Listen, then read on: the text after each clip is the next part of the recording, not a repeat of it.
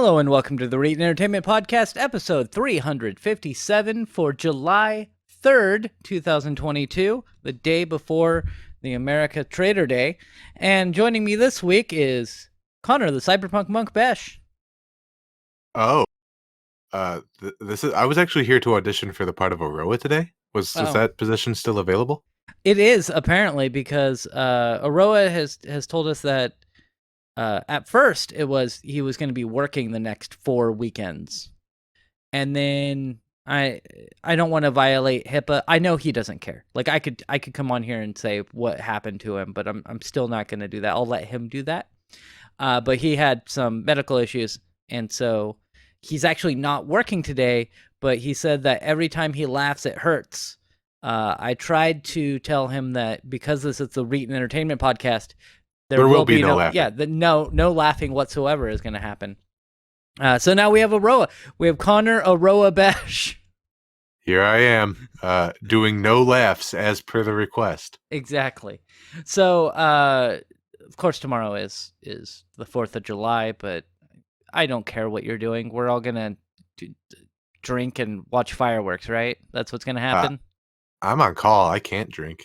Oh no! Why can't you drink? It's not like you work at a hospital. I guess they don't want drunk people coming into operating rooms. Weird. Yeah. Hey. Did you try turning it off and on again? We're in the middle of surgery. That's not an option. It's fucked.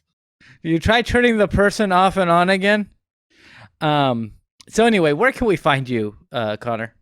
You could find me in all of my relevant social media links at aroa.website. Sorry, Aroa, I didn't mean to make you laugh a second ago. The one that I want to bring your attention to is Clinton's Core Classics, Rise of the Runelords, a first edition actual play podcast. And we are actually on our monthly break because we just finished season 5. Yes. So we're on a monthly break. So we're on a month break, I think is what you mean to say.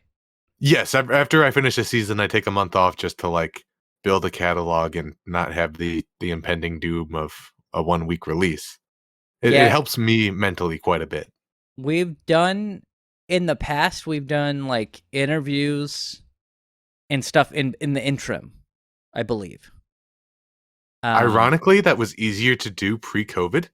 Oh yeah, because we can message someone and be like, "Hey, you want to do an interview?" And we'll schedule some time. They're like, "Great, yeah." And then anytime we try to get someone else, they're like, "Yeah, we're not really doing anything." Or their hobbies product will be on hiatus. They aren't advertising anything.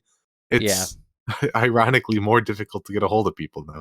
Yeah, well, I was just wondering if you could do something in between, a couple weeks, and release here are a bunch of bloopers that I've cut out, and just have a blooper episode. I am actually pretty pleased to say we don't make a lot of bloopers anymore. Well, that's good. Yes, I do trim the episodes down a fair amount, and most of that is just oh, we're gonna look up a rule and make sure we're doing this right. Yeah, we are. Okay, they don't need to hear that. We're gonna spend 45 minutes reading rules. But it just it goes to show the fact that we've been doing this for 5 years. We know our stuff. We know how to make a pretty efficient program. Good. Anyway, we're gonna move on to me. You can find me. I'm on Aroa.website as well, but mainly go to my Twitter or twitch.tv/Reeton. I stream on there Monday through Friday, 6 p.m. Pacific time to 9 p.m. Pacific time. I don't know what game I'm going to play through next. I just beat a game. I'll talk about that in a minute. But I think it's fun. I think I do a good job streaming, and we'll talk about some of that in just a minute after I ask Connor what games he's played through or played this week. I haven't actually gotten to play too much of anything, being on call and all. That being said, I have done a bunch of painting, like a whole bunch of painting, and I've been thinking about why maybe that is, and I don't know, but damn it, I'm getting a lot of stuff done. Did you play Warhammer at all? I haven't got a game of Warhammer in, just again because I've been on call. Yeah, it's really hard to get stuff done when you're on call. Is what I'm learning. Oh yeah, but painting is something that you could sort of pick up and put down. The time it takes me to get to my phone and respond to something is the time it takes me to get the paint off my brush. Right, it's great for that. That's good. For me, the games I played. Oh, what did I play on Monday? I know so on Tuesday, Wednesday, and Thursday, and Friday. Tuesday, Wednesday, Thursday, and Friday. I played Digimon Story Cyber Sleuth. And I beat it on Friday because I knew on Thursday when I ended it, I knew I only had a couple of hours left, if that. And so I was like, I'm just gonna play it on Friday and beat it, and I did. And the story's a little confusing, but it's it's a JRPG. They kind of are convoluted in that sense, but it's a good game. You played that Samurai game on Monday, right? Yes, I'm going to talk about that. But on Friday, so we have a program that we removed. We removed the server for, so it's a VoIP program, and we upgraded our VoIP, and we have moved on to that system. So we decommissioned finally after a few months our old server, and this does have to do with video games. I swear. I was going to say, for the sake of clarification, you're talking about at work right now, right? Yeah, at work, and so I had a user who was like, hey, these 8 computers at my office, can you remove the old VoIP program?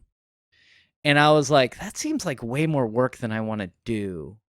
Like, just remoting into every computer, like, there's like 200 computers that I'm going to have to remote into and remove this program, right? Or I could use a PDQ and try to get it done automatically through the network. And so I was talking to our system admin, seeing if he could set something up for that. And I got a message back from her, and she's like, hey, so I was told this was going to be done on Friday. And I thought about replying, yeah, I was going to do that, but all my Digimon are level 99 now. Because I was totally just leveling up Digimon during work. So don't do that. Don't reply with that. So anyway, I got all of my Digimon up to level 99 during work, so I just flew through the end of the game. May I ask if you did that on your Steam Deck? I did some of it on my Steam Deck. Well, you work from home, don't you? Right? Yeah. Yeah. So what I've been using my Steam Deck for is actually like, I want to grind a little bit, but I don't want to sit at my computer. So when I'm laying in bed watching YouTube, I'll just be grinding enemies in like Cyberpunk or something or not Cyberpunk, Digimon.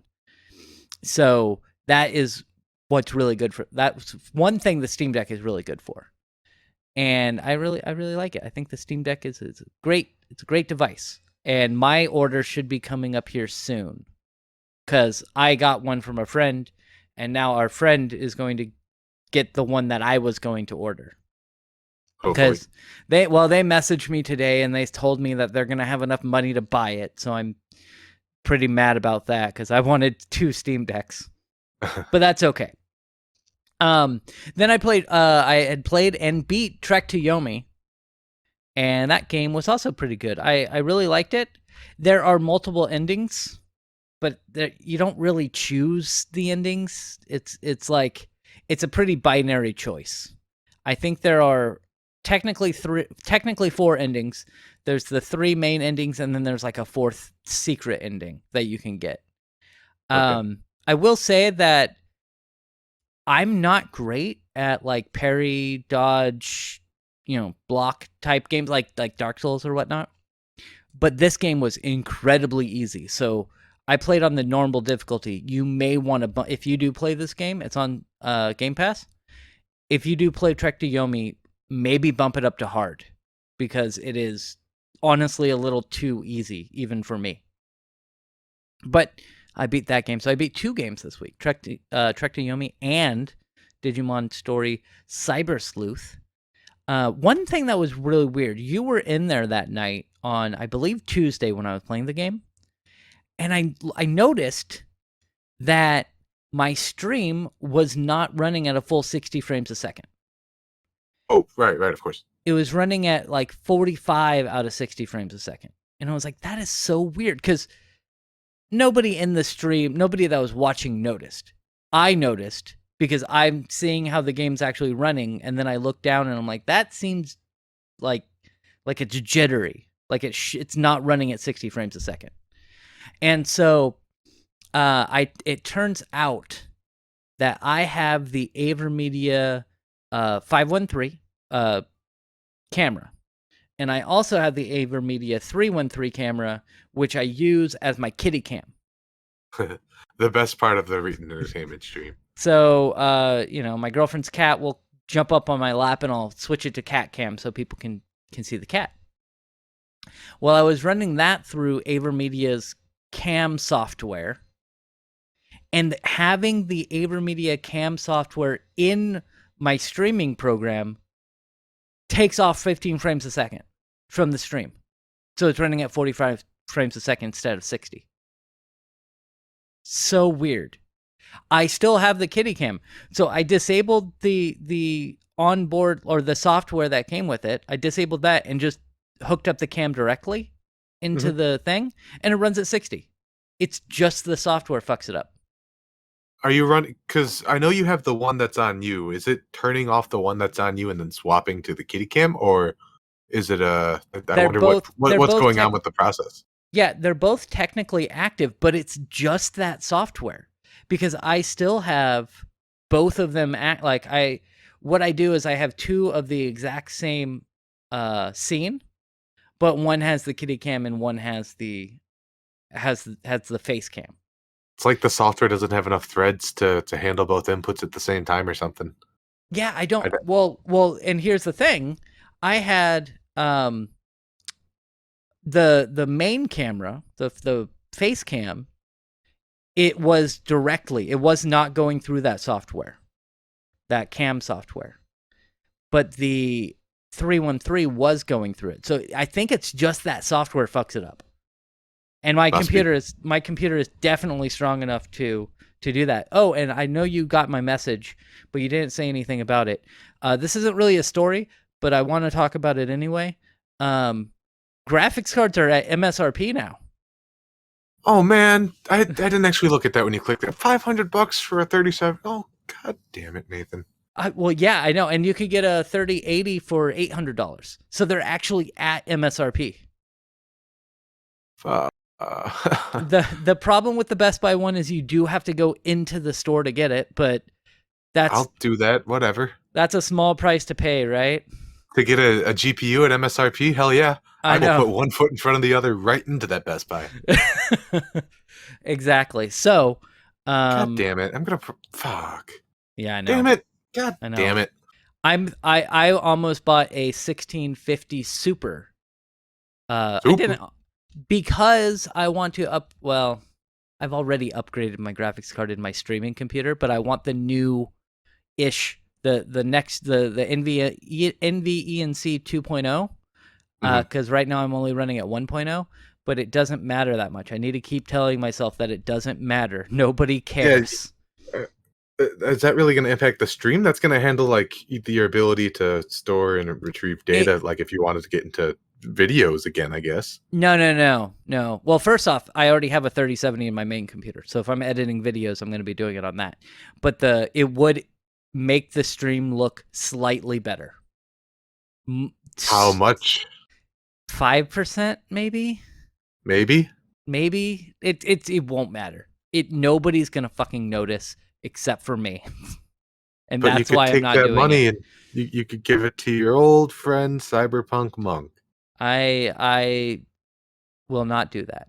I actually did think I was like, if you don't have enough money for a 3070, I was like, I could spot you the money and then you could pay me back later, but we'll talk about that later. I gotta think about it. Yeah. So we're gonna move on. We're actually gonna talk about some news stories. News. Also, That's what we do here. By the way, Digimon Story Cyber Sleuth, way better than it has any right to be. Like, it's a good game. I'm glad you liked it. I'm sure you noticed by my commentary that it's perhaps not my type of game. No. But if I'm glad to see that the Digimon IP in general is being used. Yeah.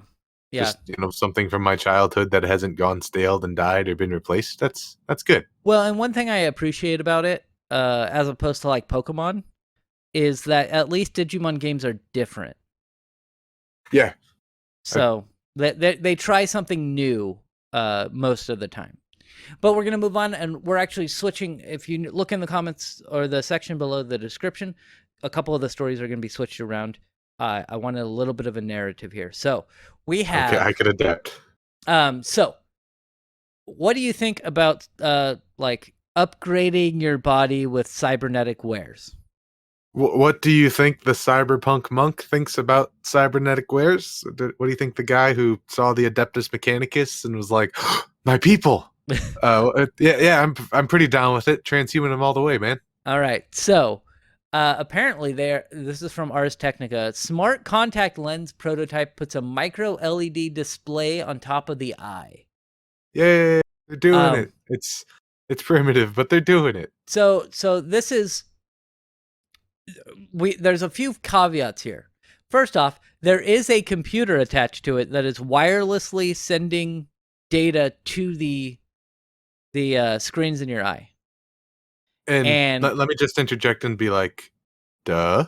Well, yes, but like they have to... it's like a necklace, like a giant computer necklace that like hangs around your neck. I'd wear one of these just because it's fashionable, homie. Well, here's the thing though.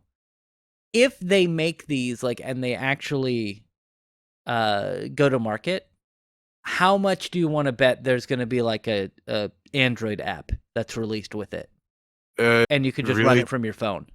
Nathan, I don't know about that though. These are my eyes we're talking about. I don't want them to be communicating on the same radio frequencies that anybody has access to in their pocket.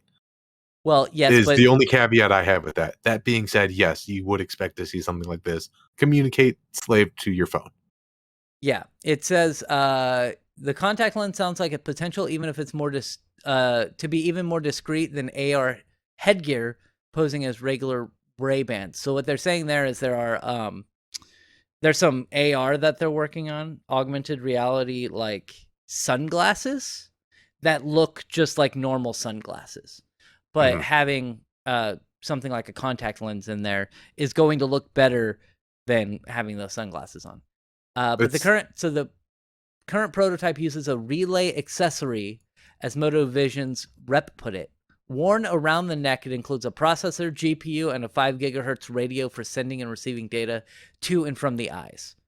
The accessory also sends information back to computers that track eye movement data for research. I would assume that data wouldn't, like, if it were released in the wild, you could turn that off. Like you wouldn't have to send data to the network or whatever. And they said here in the comments that at the heart of the lens is a micro LED display with 14,000 pixels per inch. It's just 0.02 inches in diameter, which is about 0.5 millimeters in diameter. With a 1.8 micron pixel pitch, which apparently is 280 pixels. So not a huge amount of pixels there. I mean, it's still cool that you could see icons over your eyes in augmented reality. Yeah. I'm not undermining any of this. I'm just not impressed. No, I am impressed by it. I'm just not convinced this is practical yet. There are a few things that I think it would be really good for. Like, obviously... presidential elections when you need to have lies fed to you one letter at a time?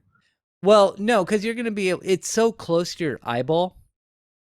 And they were arguing about that in the comments, but basically I'm sure they're going to have it, like, look further away than it actually is. Of course, yes. And so I could see it for something like that, actually, where, like, it's a teleprompter. So... instead of looking at like one of 3 teleprompters, you can look at people or in their general vicinity and look like you're actually talking to them. I think another thing that would be really good would be like maps, like getting directions fed to you, like turn left at blah, blah, blah. So you don't have to look at your phone and see where you have to turn. The best application I've seen to date of augmented reality is when I got to play around with the HoloLens at work. Mm-hmm. And the idea that we could go into a networking closet that was set up for this sort of service, and I could just look at the switch and I can tell exactly what port is connected, live, where it's going to, its address. And I was like, this would save me hours of my life. That would be amazing too, because It'll happen someday. We will get there someday. yeah, I hate networking closets. I hate them so much. Because like no matter how much cable management you do, it's always a clusterfuck. I've Uh, I've gotten some good network closets. I take my time, I do my cable management, and I'm just scary enough to intimidate anyone from fucking that up. yeah, thankfully I don't have to set up the network closets. They're already there, but I have had to go into them and be like, "All right, why is port 64 not active? That should be active." And then I go in there and I don't have a spare Ethernet cable. And there always should be in any network closet there should be a few spare Ethernet cables. I've made so many Ethernet cables Yeah, just in the networking closet. yep, I could probably do no, I can't do it with eyes closed. You got to see which wire's going where. But like yeah. the as far as like gauging distance and stuff like that, I've gotten very good at that. Yeah, my first IT job, my boss did not want to make Ethernet cables anymore. He was like, "I've been doing it for like 15 years now, making Ethernet cables and running them. That's your job. Learn how to do it." So like my first month there, I did nothing but make Ethernet cables. And so I got pretty good at it. But yeah, so I've gone into networking closets and had to just figure out what port, where that wire was, what port that is on, and I think that AR for that would be really good. I would imagine that would take a lot of time to set up. For sure, but like you would build your infrastructure with that in mind. You could have it pull automatically from like I think you could even get that. The idea is you could use this with Windows services. Like this is my Windows activated server, which already has all of this information available, and it's going to communicate with I don't know Azure services to pull this information. Mm-hmm. Like it can be automated. It's possible. I think that would be really good, and I also think that like a Google Maps thing, right, would be really good because one of the problems we had when I was in the UK was there was a turn, like the roads there are not set up in a grid pattern like they are in the United States. So we're like, you have to turn right onto a road and then immediately turn in left. And Google Maps was not fast enough to tell us to turn left. And so we missed that turn a couple of times before we ended up getting it. And I think having like an augmented reality where it shows you like take this lane and then immediately take a left would be really cool. And the more saturated we get with this sort of tech, the better it's going to be. Right. Sort of just need to wait. Like I said, I am very impressed, but I'm not yet convinced this is practical. Not yet. I'm sure it will be. We're gonna move on to our next story though. So that's the cool side of Cyberpunk. The bad side is from TechSpot. A newly developed algorithm may be able to predict crime a week in advance with 90% accuracy. I think I'm the last person anyone would expect to have this sort of opinion. I don't think this is as bad as it seems at first level, but Right. I think we're going to use this technology to do some pretty terrible shit. I think we are. I mean, obviously, the comparisons are being made to Minority Report. Do you ever see that movie? No, but I know just from being in, it's been Alive. saturated in pop culture for like 20 years now. But in Minority Report, they had 3 crack babies in a bathtub with wires hooked up to their head. This is not my requested cyberpunk dystopian future. Yeah. So this is from TechSpot. It says, in what sounds suspiciously like the plot of Minority Report, just without the precognitive psychics floating in a photon milk bath. An algorithm has been developed that can predict future crime 1 week in advance with an accuracy of around 90%. The algorithm was developed by social scientists at the University of Chicago. It's your fault, Connor. No, that's not how that works. Who used historical data on violent crimes, homicides, assaults, and batteries, and property crimes, burglaries, thefts, and motor vehicle thefts within the city to test and validate the model. These crimes were chosen as they are less likely to experience the kind of enforcement bias often present in drug-related and similar offenses. And by splitting cities into 1,000 square foot spatial tiles, the algorithm is able to identify patterns and try to predict future crimes, which it does with a reported 90% accuracy, according to the study published in Human Nature or Nature Human Behavior. It's not just Chicago where the algorithm had seemingly precognitive ability to predict crime. The system worked well after feeding it data from other U.S. cities: Atlanta, Austin, Detroit, LA, Philadelphia, Portland, and San Francisco. Now, here's the thing. Reading through that, it's not necessarily like Minority Report, because Minority Report was very specific. The crack babies would... Find a better name for him, by the way. Yes, the precogs is what they're called in the movie. Yes, the psychers. Yeah. The psychers would actually be like, this person is going to commit this crime at this place at this time, and they would be able to pinpoint what's going to happen. I think that they kind of do this, but they kind of say a theft is going to happen in this area at this time, but it won't like say who it is or where exactly it's at.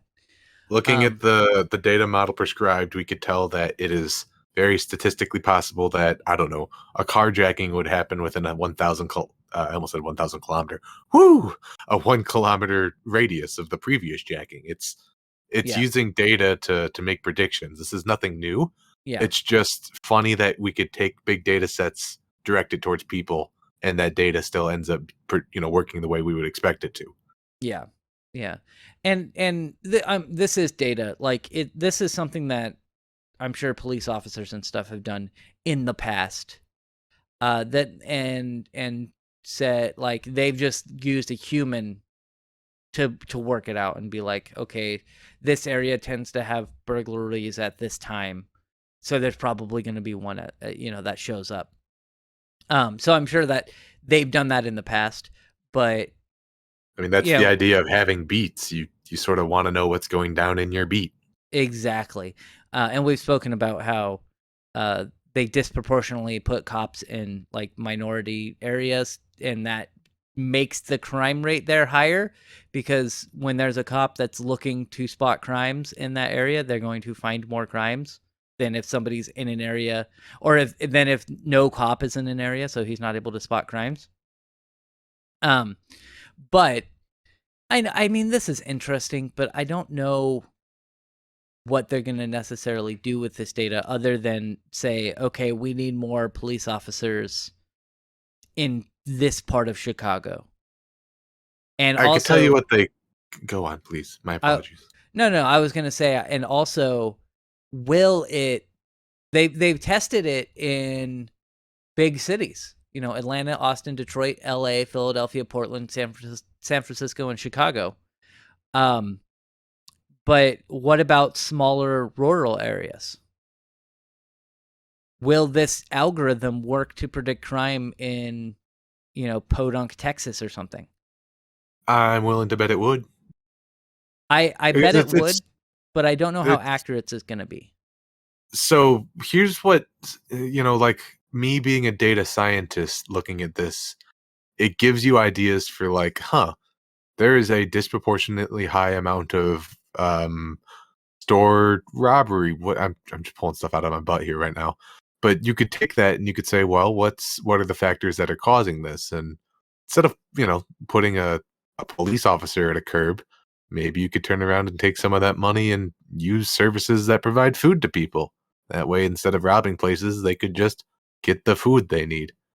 That would be nice. That won't instead happen. we're gonna put a cop with a M4 on the rifle, and they're probably gonna end up killing kids or something. And that's America. That is America. Nothing we can do. Nothing we can do. Anyway, thoughts and prayers. Yeah, fucking.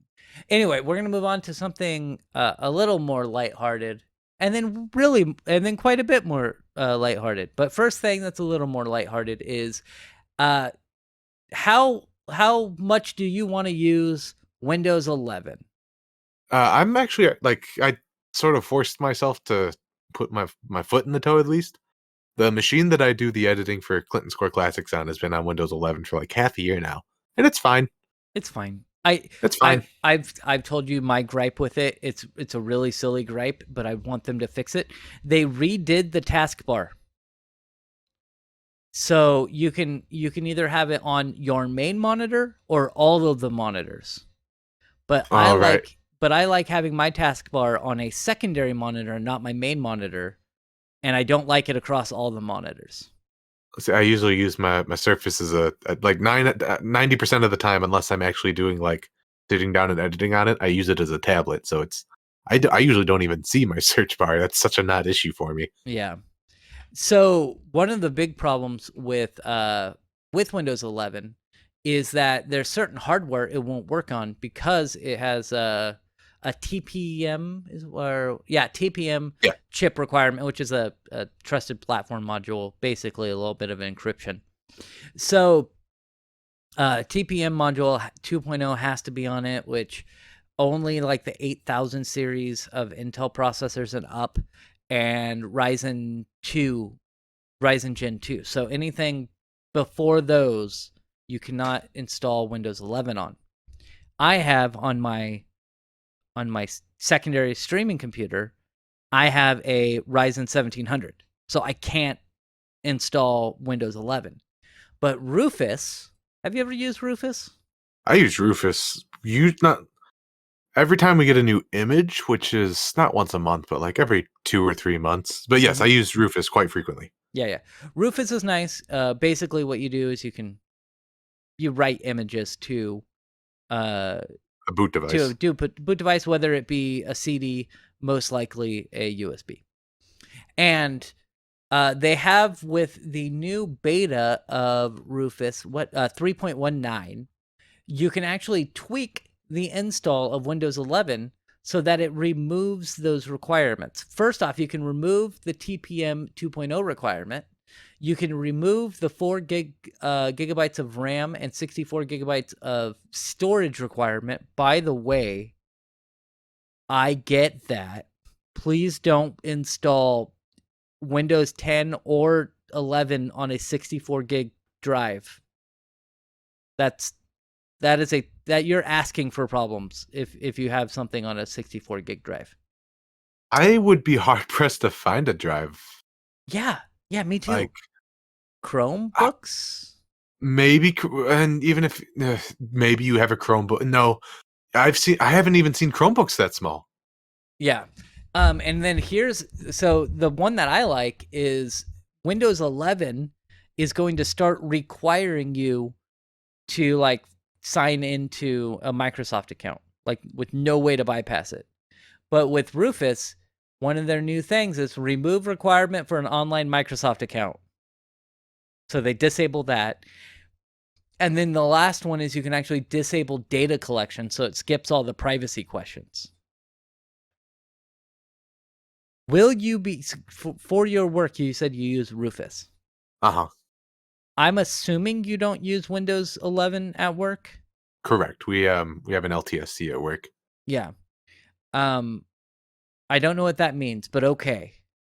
Long-term service something contract. The idea is we're only going to get the bare minimum of updates to make sure that our systems don't have any unpredicted vulnerabilities introduced to it. Yeah. So are you on Windows 7 or are you on Windows 10? We are on Windows 10. That was actually what I was originally hired for, was to help with the migration from 7 to 10. And then, hey, as it turns out, they had a lot of shit they needed fixed. Yeah. Windows. So Windows 10 also doesn't end support until 2025, I think. So I think we're good on Windows 10 for a while. But yeah, so I think that this is really cool if you're looking to get if you want to get Windows 11, but you have like an older computer. Like I have a computer, my laptop is not good enough to run Windows 11 technically. It has 16 gigs of RAM and a 4-core 8-thread processor with an SSD, but because it doesn't have a TPM chip 2.0, it can't run that. It can't run Windows 11. So I could theoretically take this, put Windows 11 on it, or on a USB drive and then install it onto my laptop. That can't technically run Windows 11. There are some caveats though. One caveat is officially not supported, so technically you might not get updates. Most likely you would still be able to get updates, but I would assume if Microsoft wanted to be a butt about it, they could disable Windows updates for you. So because it's technically a hacked version of Windows. I wouldn't be surprised if that was. I mean, because what are they really benefiting from that? They Well, still want people purchasing Windows. They want the license availability for it. What they really want is people who need to sign in with the Windows account, and being able to bypass that is going to be the most damning for them. yeah, I like it. I like it a lot. Anyway, I think that's cool. So if you have an older device, check out Rufus Beta 3.19 if you want to use Windows 11 on it. And our last story of the day, did you bring this up? Are you the one who wanted to talk about this? Yeah, I saw this and my heart grew 3 sizes. Okay, tell me about it. All right, so I'm gonna click on this so I could see the amount that was in yen. But there is a gentleman who wished to remain anonymous, who has said that he spent 5.6 million Japanese yen, which is approximately 40,000 USD, on Yes. Nintendo stock, which allowed them to be permitted to the private stockholder meeting. At which point, if you are one of those highballers, it sounds like you get the opportunity to ask the chairheads questions. Yeah. This absolute king, this man I stand. His question: Hey, when are you guys gonna make another F-Zero? I'm paraphrasing, of course. In the quote word for word, it sounds like it was, of course, asked respectfully, but he was the answer they got back was like, we respect that people like our intellectual properties, and we thank you for being a fan. And it was such a not answer, but this motherfucker spent the approximate uh, translation of $40,000 to go. Why aren't you making F-Zero? Yeah, it Yeah. says the fan, who is based in Japan and used an online translator to communicate, told Insider over Twitter direct messages that he bought 100 shares at 56,430 yen a share in February after selling his stock in another company. He wished to remain anonymous, but his Twitter handle translates to Momiji, which actually, funny enough, I went to a place called Momiji when I went to the coast and had some sushi. It was all right. He told Insider that he was a diehard Nintendo fan. After buying 1 unit of stock, 100 shares, he got the opportunity to attend the shareholders meeting, but he said it wasn't guaranteed that he would be able to ask a question. There was that was just a bonus. So technically, you're able to go to the meeting, but you might not actually, during the Q&A, they might not pick you to ask the question. Mhm. A Nintendo representative confirmed that somebody needed to buy 100 or more shares of stock to access the shareholder meeting. He says, I've been playing Nintendo games since I was a child. Among all, that sense of speed in F-Zero is the best. I will say that it is quite nice. Even on the SNES, the sense of speed was pretty good. That was the appeal. I remember being blown away by F-Zero and F-Zero X once again. GX was also a great game, but maybe not as well appreciated, unfortunately. Is that The the GameCube one? correct. Yeah. The response that Furukawa gave, which has been translated to, it is realistically difficult to develop new titles and remakes, including for sequels, for every Nintendo game that people request. But we're grateful and appreciate the expectations that fans have for our games. I would have said you paid $40,000 to ask that one question. Cool. Yep. Yes. The company's managing executive officer gave a more optimistic answer. This is all from Insider. It says, we are always considering how to develop new titles and remakes that can be enjoyed by many players. So they both gave non-answers. Right. But this is certainly going to stir up a little bit of discussion in the Nintendo offices. And as somebody who does appreciate the F-Zero series, that can hopefully only mean good things. So if that's about what is it? $400 a share? $40 a share? Is it $40 a share? Yeah, $40 a share. Is what it ends up being because he bought 100 shares. He spent $40,000. What is that? $40 a share, right? Nathan, you're making this no fun by doing math. Well, what I'm saying, the reason I'm doing that is because in May, Nintendo announced that it's doing a 10-for-1 stock split, which would take effect October 1st. So it's going to make each stock worth less money, but they're going to have more stock available for people to buy. So it's only going to be like $4 a share instead of $40 a share. And you know what they would do then is they would limit the entry price to this meeting to like 400 or more shares. Probably something like that. It would probably that would also be, you probably would just have to buy 1,000 shares instead of 100 shares. It's probably going to be the same price. But that's also going to make it so that instead of having 100 shares, he is going to have 1,000 shares in Nintendo. Not that really means anything. Like nothing's going to change for him. But it is pretty cool. Also, I'm not sure how the Japanese stock market works at all. I just above entry level understand how the American stock market works. Don't ask me about the Japanese stock market. Yeah. So, all of this to be said, just so the guy could ask about F-Zero. Now we need somebody to buy a bunch of Sony stock and ask them about Legend of Dragoon. You know, that's not the worst idea I've ever heard. Man, I've wanted like a Legend of Dragoon sequel since the PlayStation 2 came out. I was like, just do a remake.